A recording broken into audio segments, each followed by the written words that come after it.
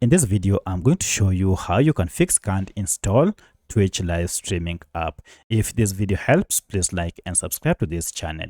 Alright, so if you are trying to install Twitch from your Google Play Store, but you are getting this error, then follow these steps to fix this.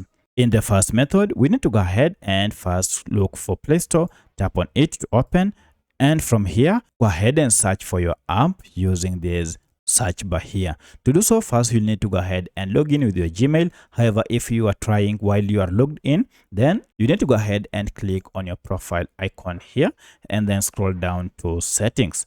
Under settings, look for this option called network preferences and tap on it to see more options. Under this, look for the option called app download preference and tap on it. From the list below, choose the first option over any network. This will ensure that you are able to download and install any app on your Android smartphone using the current network that you are connected to. Go ahead and confirm this by tapping on OK to save the changes. And now you should be able to install or download your apps from Play Store.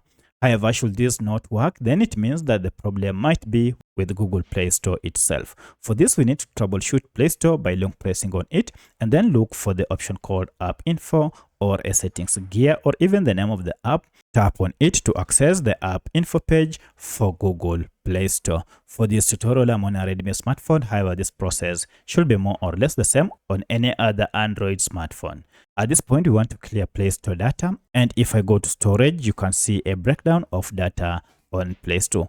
Of importance is this cache data. When you talk of cache data, these are just small files that Play Store normally collects and stores to enhance user experience on your end. However, when these files accumulate, they might cause your Play Store to malfunction, including being unable to install apps. To fix this, tap on clear data and then choose clear cache and finally OK. At this point, restart your smartphone and then go back to Play Store, search for your app. So I'll search for my Twitch app. And then if I tap on the search icon here, you can see our Twitch app is here. Go ahead and try to install and see if the problem has been fixed.